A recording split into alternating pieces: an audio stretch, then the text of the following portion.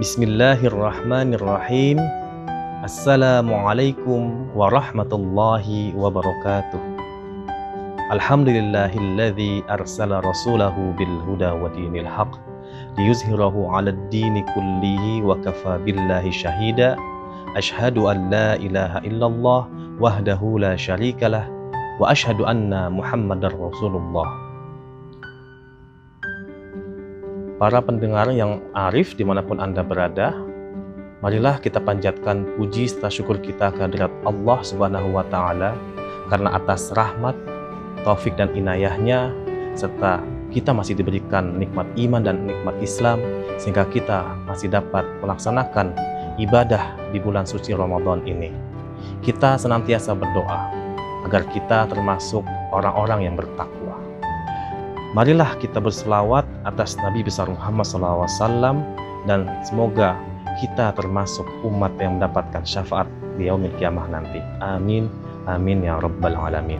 Para pendengar yang arif dimanapun Anda berada, alhamdulillah pada hari ini kita telah berada di bulan Ramadan, bulan yang Allah ciptakan di dalamnya malam yang lebih baik daripada 1000 bulan. Bulan yang Allah ciptakan sebagai bulan yang penuh dengan rahmat, ampunan, dan maghfirah.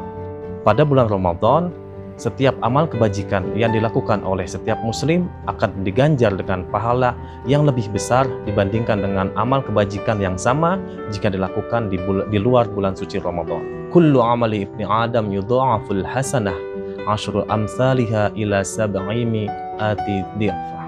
Yang artinya setiap amal kebaikan yang dilakukan oleh manusia akan dilipat gandakan dengan 10 kebaikan yang semisal hingga 700 kali lipat.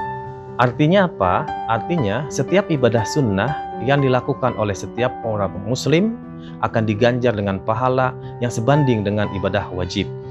Dan setiap amal kebaikan wajib akan diganjar dengan pahala 10 hingga 700 kali lipat karena kita lakukan di bulan suci Ramadan. Pada bulan Ramadan ini jugalah Allah akan mengabulkan dan mengijabah setiap doa, keinginan, dan juga munajat orang-orang yang berpuasa. Oleh karenanya, tidak salah jika kita menyebut bulan suci Ramadan sebagai Syahrul Ijabah. Sejumlah nama diberikan kepada bulan suci Ramadan mengingat begitu banyak kebaikan, keutamaan, serta keistimewaan yang terdapat di dalamnya. Misalnya, kita kenal bulan suci Ramadan sebagai Syahrus Siyam, seperti yang tertuang dalam Al-Baqarah ayat 183. A'udzubillahi minasyaitonirrajim. Bismillahirrahmanirrahim. Ya ayyuhalladzina amanu kutiba alaikumus syiyam kama kutiba alal ladzina min qablikum la'allakum tattaqun.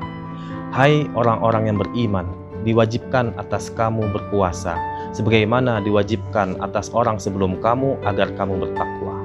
Bulan Ramadan juga disebut sebagai Syahrul Quran atau bulannya Quran, seperti yang tertera dalam Quran surat Al-Baqarah ayat 185.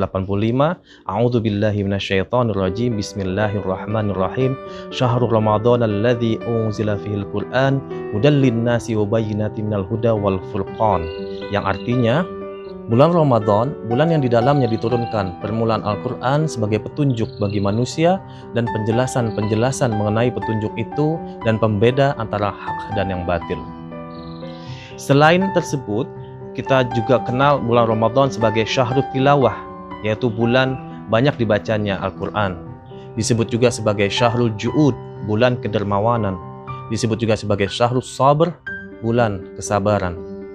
Karena diijabahnya begitu banyak doa, bulan Ramadan dikenal juga sebagai Syahrul Ijabah dan juga Syahrul Rahmah karena bulan Ramadan syarat dengan kasih sayang.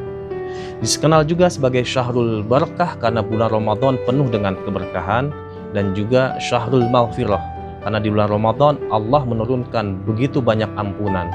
Bahkan Nabi Muhammad SAW dengan jelas menyebutkan bahwa bulan Ramadan sebagai Sayyidus Su'ur atau sebaik-baiknya bulan. Nama-nama untuk bulan Ramadan tersebut semata-mata karena begitu banyak keistimewaan dan keutamaan yang terdapat dalam bulan suci Ramadan. Seandainya kita mengetahui begitu banyak manfaat dan juga kebaikan yang ada dalam Ramadan, niscaya kita pasti ingin sepanjang tahun kita merasakan bulan suci Ramadan. Ada beberapa dimensi penting yang terkandung dalam puasa di bulan suci Ramadan, yang dimana jika kita dapat memaksimalkan keempat dimensi ini, insya Allah kita dapat menjalani Ramadan dengan penuh hikmah dan kita termasuk dalam orang-orang yang bertakwa. Dimensi yang pertama dari ibadah puasa di bulan suci Ramadan adalah dimensi akidah. Kita sebagai seorang muslim harus meyakini betul bahwa turunnya perintah puasa merupakan perintah yang diturunkan oleh Allah Subhanahu wa taala. Perintah ini diberikan kepada orang-orang beriman, juga kepada orang-orang sebelum kita, agar kita termasuk orang-orang yang bertakwa. Puasa merupakan persembahan langsung hamba yang akan dinilai oleh Allah Subhanahu wa taala. Dalam sebuah hadis qudsi, Allah berfirman, "Kullu amali ibni Adam lahu illa siyam fa innahu li wa ana ajzi bih." Yang artinya, semua amal anak Adam untuknya kecuali puasa, dan ia untukku dan aku yang membalasnya. Kedua, terkait dengan ibadah puasa di bulan suci Ramadan adalah dimensi syariah. Sebagaimana yang dicontohkan oleh baginda Nabi besar Muhammad SAW dalam menjalankan ibadah puasa, maka seperti itu pula kita harus menjalankan ibadah puasa kita.